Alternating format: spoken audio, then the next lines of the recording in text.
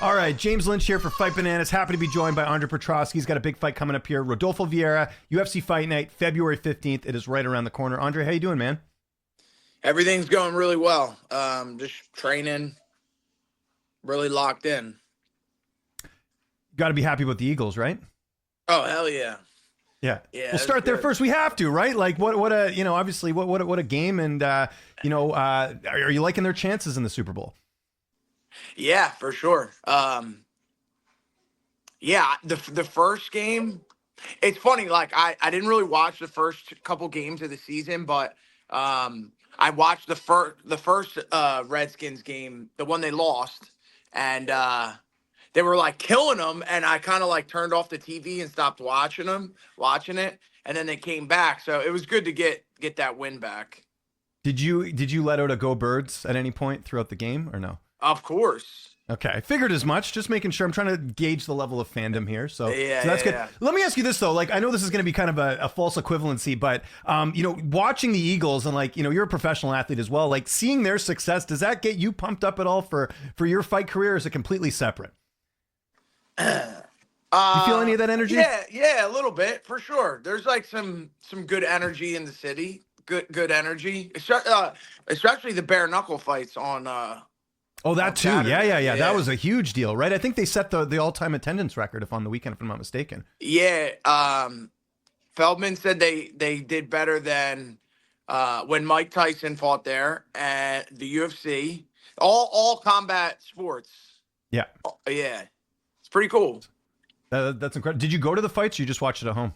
I was there. Yeah, I was there. Oh, cool. Nice. Yeah. Okay, well, that's good. Jeez, what a front row seat for that. It had like that big event feel, right? Which was kind of cool. Yeah. It was it was a little hard to see from the floor. Mm-hmm. I felt like the ring was real high, was kind of high, but man, great fights, really good fights. Yeah. Like all around. They have a good product. They definitely have a good product. Yeah. No, it's definitely catching storm. Obviously McGregor's involved. They had some pretty big names on this card too. So, and it worked out well that there was no UFC this past weekend, right? So I'm sure that got a lot of attention. I know there was PFL as well, but I know what a lot of people were doing on Saturday, and that was watching those fights. So that was kind of neat. Yeah, that helps. And a lot of people were in town for the Eagles this weekend. So, like a lot of people that came to watch the Eagles wanted something to do on Saturday night. Yeah. Yeah, it worked out. All the timing kind of worked out. Kind of like your fight. This kind of worked out, I think, right? You fighting Rodolfo February 15th. Tell me when you found out and how this all came together. I think it was like 6 weeks out. Okay. Oh, it was the night of my Fury match. Oh, okay. Interesting. So you got a lot of notice then, yeah. Yeah. So I had 6 weeks. And I saw that they were booking March. So I was like, I'm just waiting for a call. So I was like, darn, I'm not going to fight till the end of March, maybe April. And I was kind of disappointed. And then they called with this, and I was like, oh, let's go. I was excited to get in there before I expected. Right amount of time off, or are you hoping to fight a bit sooner than this? I think it's perfect. I think it was perfect. Sort of what you wanted. That's good. Yeah. Obviously, it's kind of cool to fight a guy like him with his credentials in the jiu-jitsu world. I know you do a lot of grappling. Yeah, super. How are you looking at this fight though? Like, just in the MMA style, because it's interesting. He has been submitted before, right? So. Yeah. It's like that's a good feather in your cap for sure. Yeah. Obviously, Anthony Hernandez submitted him. I mean, to say you submitted a 7-time jiu-jitsu world champion is a big deal. That carries some weight. I put it up there with like, beating Mearshart. Like that was a good feather in my cap. The most submission wins in the division. It's on that level. Like it means something. Yeah. No, and good that matchup. excites me. That's motivating, especially in camp. Yeah, and like I said, to get an opponent like that, that's got to fire you up a bit. You got lots of notice, which is great. How's camp right now? Because I know obviously Joe's getting ready for his fight with Calvin Gaslam. There's a lot going on right now. Take me through camp. Who you're working with? Who's helping you get ready for this one? Yeah, working with Joey because I can fight southpaw similar to Gaslam. A lot of the same coaches working with Jonathan Webb, Eddie Torres, John Marquez. We got Dmitry Varetz, Okay. kickboxer from Belarus, has been coming down on Mondays to work to help with us. So yeah, it's a lot of the same guys, but some new faces as well. Dimitri's new, so Yeah. it's been good. Well, one of the great things about your gym is you get a lot of fighters coming out from out of town. Like I know it's become kind of a hotbed. I know Neil Magny's come through. I know Randy Brown. Like you guys get a good variety of bodies in the gym. Is that still the case even in this year in 2025? Yeah, so we've been getting more and more like Eastern European fighters. Nice. Okay. Um, Good variety. Yeah. yeah, we get a lot of like Ukraine, Uzbekistan, Tajikistan. We got this kid Samander. He's 11-0. He's the champ for LFA. Yeah. Yeah. I know him. Yeah. Yeah, dude, they're killers, man. They are tough. So there's for every big name notable UFC fighter that at our gym, there's two or three Russians that are just working their ass off and don't have a big name yet. Yeah, and keeping you on your toes, I'm sure too, because they're obviously coming from different backgrounds too, which is nice, right? So you get that variety. And they all have some sort of grappling experience, some level of grappling. Yeah, which is great for your fight. Like I said, fighting a jiu-jitsu guy. Your corner, it's usually the same, right? But always got to ask anyways. Jonathan Webb, who's going to be in the cage with you? Yeah, so Jonathan is going to be in my corner again.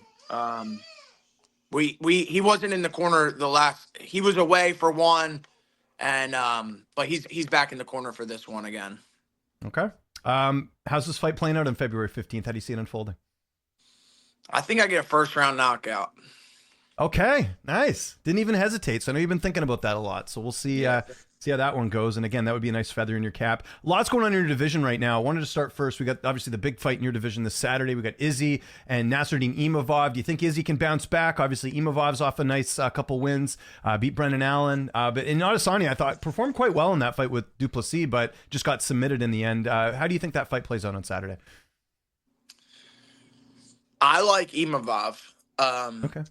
I think I liked him against Buckley. I think he's good. I think he's really good, and I think in this sport, momentum's like really a powerful thing. And from my perspective, I can see who's got the momentum right now. No smoke at the former champ, but Okay. I think that, how do you think he defeats him? Do you think he'll finish him or a decision? How do you see that fight going?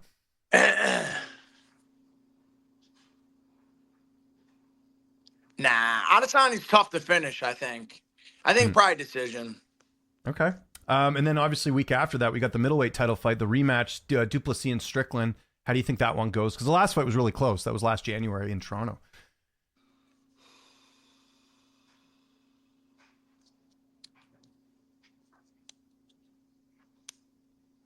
I'll go with Duplessis. Yeah. Although, like, I hate his style, I do think his grappling is a little underrated. I think he might be able to get some grappling in on Strickland. Two more quick ones I wanted to ask you about quickly. We got Alex Pereira fighting Magomed Ankalaev. That's a really interesting fight at UFC 313. Who do you see taking home the light heavyweight title? Ankalaev can win this fight so easily, but I'm sure everyone's seen the interview where he talks about how he's going to knock him out. So that doesn't give me much hope. But if he just goes out and wrestles, I think he can beat Pereira relatively easily.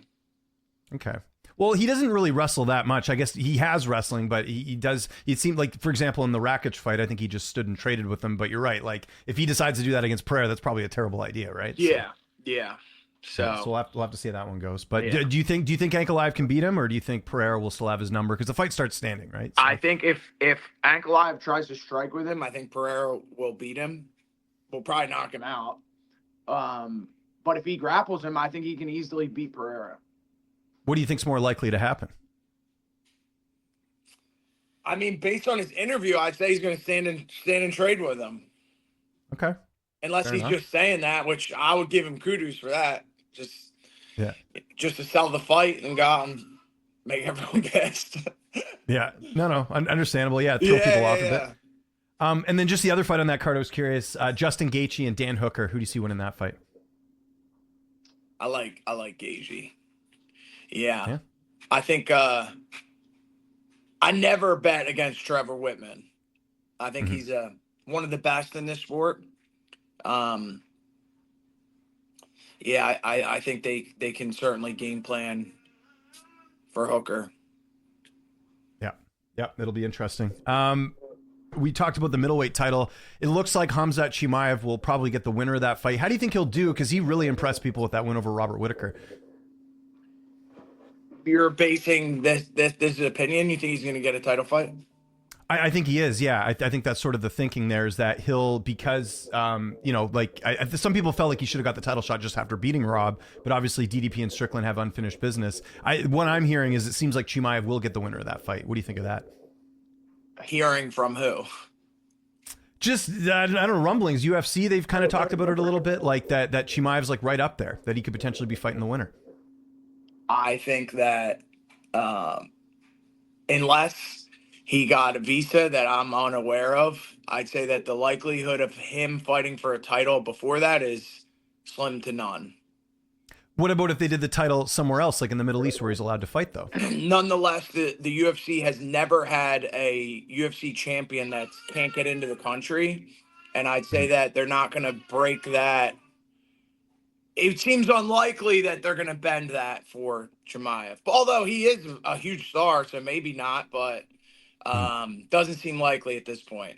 Yeah, you bring up a good point. I mean, we'll see maybe with new president. I don't know. Maybe they'll change some things with the visas and all that. I'm not sure. But and I mean, there definitely is like other, I would assume, the reason he can't get the visa is his relationship with Kadyrov. Right. Yeah. But Kadyrov does sponsor other UFC fighters that have gotten into the that are in the country. Yeah.